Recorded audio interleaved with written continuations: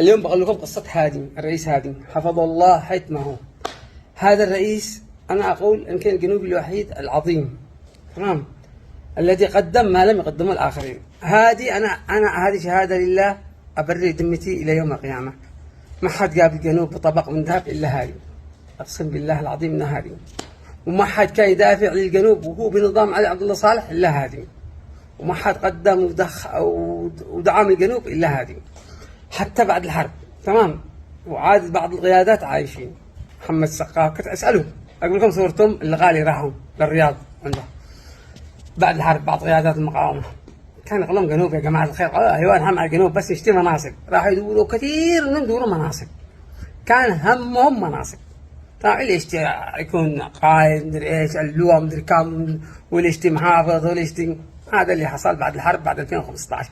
2015 كانت الحرب شمالية جنوبية، فك الارتباط الجنوب من الشمال، مش عاد كانت أرض، وعادوا كمان احتلينا لداخل الشمال أراضي.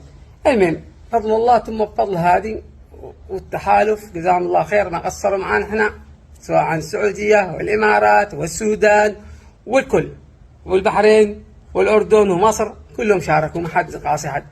لكن الفضل الأكبر اللي جاب الجنوب إلى 2017 كان هادي. بدأ ينشأ جيش جنوبي من كل المحافظات الجنوبية، وكان يعني فضل علينا للآن. حتى شوفوا مشروع الكهرباء للآن مشروع هادي. نحن نشتي كل رئيس جنوبي يقدم شعبه يتذكرون مع بعض. هادي راح ترك السلطة، لا ضارب عليه ولا شيء، سلمه طبق من ذهب لهم، تمام.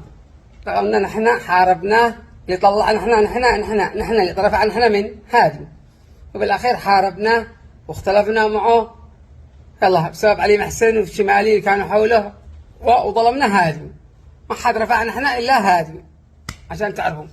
المهم وبالاخير اصبح هادي يصلح مشاريع بعد ما ترك لهم السلطه، يصلح طاقه شمسيه في ابين، ويصلح خط ابين هذا اللي كان حالته حاله، وجزاه الله خير. هذه صدقة له، تمام، إلى يوم القيامة بتكون إن شاء الله صدقة جارية له بتنفعه. لكن نحن إيش قدمنا، إيش من صدقة جارية مع هذا؟ أنا الحمد لله فضل المتبرعين جمعية 15 بيرمع بتصرف علي إلى يوم القيامة حسنات، ما لا محتاج لحد. لكن بعض القيادات إيش معاكم من صدقة جارية؟ حتى مسجد، حتى قصبة ما صلحتوش سبيل، حتى بير قرية من القرى حقكم ما صلحتوش. ايش؟ لا صح، في رئيس صلحت 3 مدارس، صح، حرام نقول يلا صدقة جارية له، هذا ننكرش، حرام. المهم يا جماعة الخير، تعالوا بالمناصب، شوفوا المحرمي صلح مشاريع الآن في له صدقات جارية، لكن في بعضهم ما شفنا معاهم أي مشاريع. الله الله في شعبكم. علي عبد الله صالح لما كان بالسلطة رجع صنعاء قصور، هم عزكم الله كانوا يتبولوا بالشوارع، شوفوا كيف صنعاء الآن، القصور والقصور فيها والطرقات والدا ومجال السيول. شو صنعاء كيف؟ شي بتقدموا حاجة لشعبكم ولا بس صراعات سياسية وصراعات لأجل السلطة؟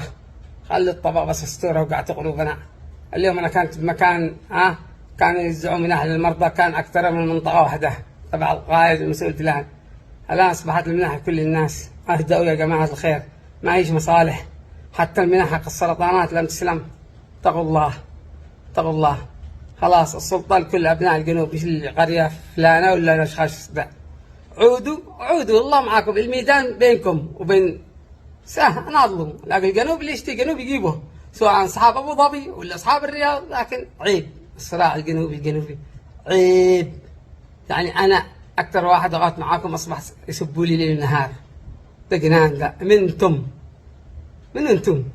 ليش الجنوب حق أهلاتكم بس مش حق الناس كلها؟ يلا أسعد الله خبيزكم، خلوها نخزن.